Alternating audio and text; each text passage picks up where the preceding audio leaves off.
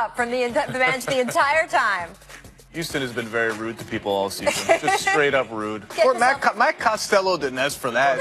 Must be nice for James to be able to cheer for somebody to get hot out there besides himself. Exactly. Get yourself a friend like James Harden. Miss looking. Kings Thunder. Adams fights for the board. Then no looks to Melo for the jumper. Come on. Forget the LeBron no look. Steven Adams. Pretty good. Give it to him. It was a no look, all right. He'd never seen him. Just threw it. I think you actually might be right. I think you're right.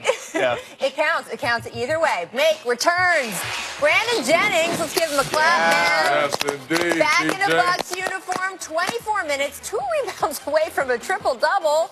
Johns, can Jennings really make a big difference here? Absolutely, he can. This is nothing new to him. He's been a very good player in the league. He's home again. His first home, at least. Yep. And they're thin. But I tell you what, there's something to be said about leaving the NBA and appreciating it now and coming back and saying, let me take advantage of this opportunity. Yep, absolutely. Now, of course, you always get a big bounce your first game back, so I'll be interested to see how this works out. But you got to like it. He's going to keep balling. Bucks at 6. Losing. The Trailblazers may never lose again. Dame dropped another 30-piece last night. 7 threes. The Blazers have now won their 10th straight. Was a depleted Heat team, but still, how much fun is Lillard, Zach? Oh, he's been unbelievable, just insane. He's 7 more threes last night, I think, right? And just he's been like all Anthony Davis hype. He's been like 90% of Anthony Davis the last month. Just absolutely insane. He's been amazing. 3rd seed. This team is. Right. I mean, didn't see that coming. Great player, man. You give great players some confidence. He's as good as any guard out there. He's proven it. Nate, party time is my favorite story of the day. Steph Curry arrived for his birthday party in a yacht. 8 ribs while E40 performed, local Oakland legend, and then even got Coach Steve Kerr to dance, back schmack, whatever. Oh, boy. And how party was this party? The Warriors canceled practice today. I mean, are you okay with that? Steve. Okay, Steve.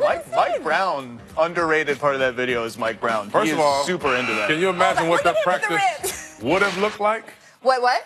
Can you imagine what that practice would have looked like? Would have looked like? If they didn't cancel it? We've all turned 30.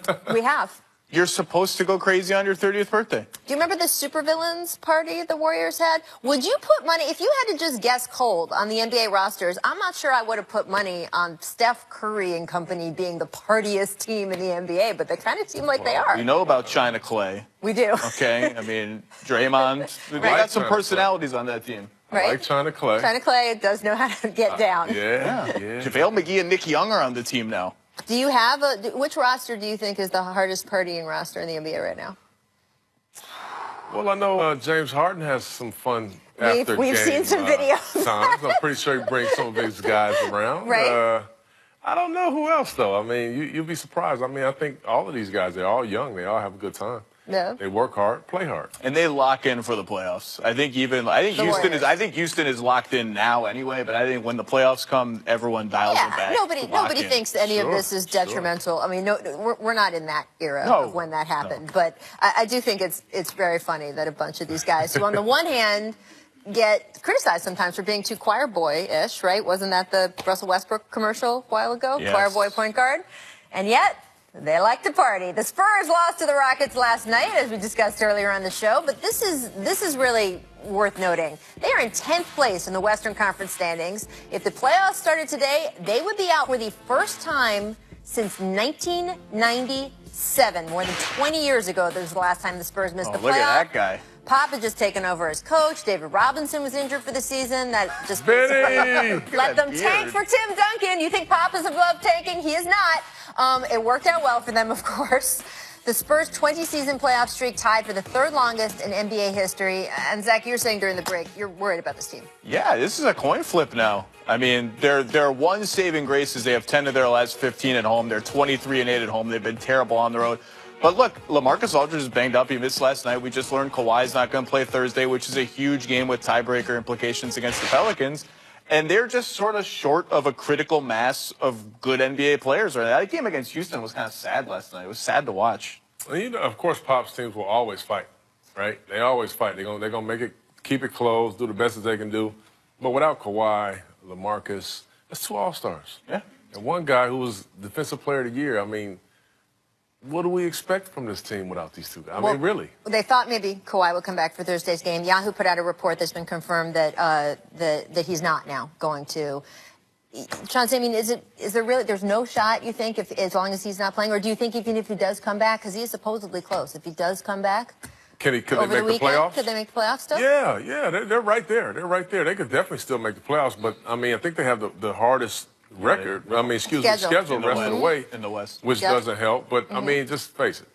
Whoever's in that 7th or 8th spot anyway, you get an extra week of the season. It would be kind of fun, though, if Kawhi was like 90% and the Spurs were the 8th seed. All of a sudden, that is a first-round opponent that you don't really want to play.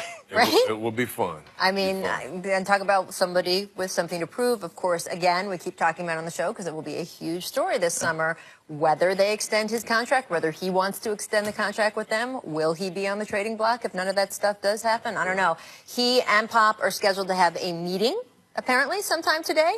That's going to be interesting. Who knows who's going to be speaking? I think Pop will be speaking more than Kawhi in that meeting. Probably. What do you think, as a player, Chauncey, you know you're going to have a meeting with the head coach. What do you expect this to be?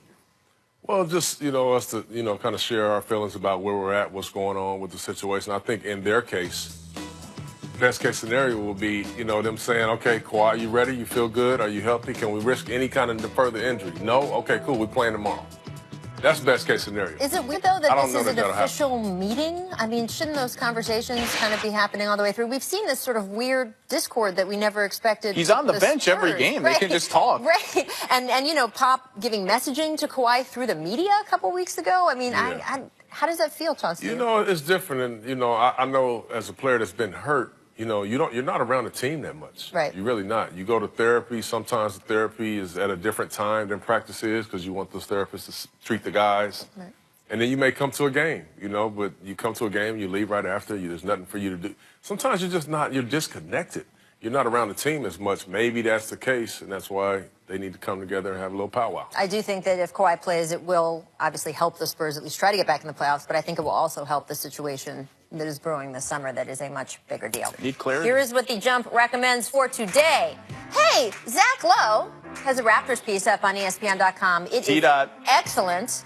He writes about the Toronto team, quote, culture reset, how it started with DeMar DeRozan. Go read it right now. Hang out with us. And then after the break, we're going to all talk about it.